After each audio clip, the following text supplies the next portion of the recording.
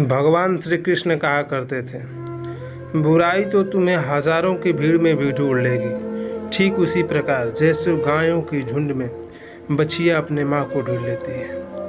व्यक्ति को सदैव बुराई से बचकर रहना चाहिए। अगर कोई बुरा कर्म करता है तो वह कर्म उसको अपने जीवन में भोगना पड़ता है। जिस प्रकार बछिया झुंड में भी अपने माँ को ढूंढ लेती है, वैसे ही कर्म का फल आपको हजारों की भीड़ में भी ढूंढ लेता है। भगवान श्री कृष्ण और ये भी कहते हैं कि दुष्ट लोग अगर समझाने मात्र से समझ जाते हैं तो यकीन मानो महाभारत कभी ना होता। जो दुष्ट लोग होते हैं वह कठोरता से ही मानते हैं। उनको समझाने के लिए कठोर व्यवहार करना आवश्यक है।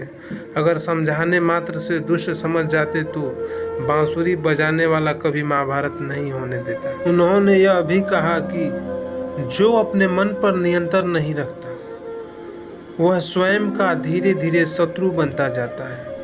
उन्होंने बताया कि मनुष्य का मन सदैव से चंचल रहा है। इस मन की चंचलता से मनुष्य को पथभ्रष्ट तथा मार्ग से विचलित करने में कोई कसर नहीं छोड़ी। जो व्यक्ति अपने मन को नियंत्रण में नहीं रखता वह धीरे धीरे स्वयं का शत्रु बन जाता है। वे कहते थे कि कभी भी स्वयं पर घमंड मत करना।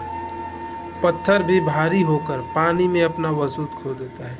ठीक उसी प्रकार व्यक्ति अपने अहंकार से भारी हो जाता है, जिसमें अभिमान भर जाता है।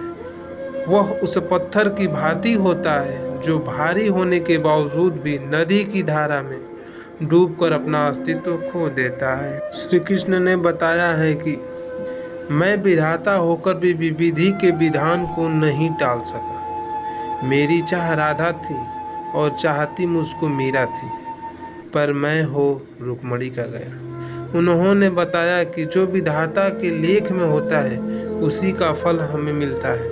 विधि के विधान को स्वयं ईश्वर भी नहीं टाल सकते हैं। जिस प्रकार राधा से कृष्ण निश्चल भाव से प्रेम करते थे, प्रेमिका से के भाव से मीरा कृष्ण को पति मानती थी, मगर विधि के विधान में रुक्मणी का साथ लिखा था, जिसे स्वयं विधाता भी नहीं डाल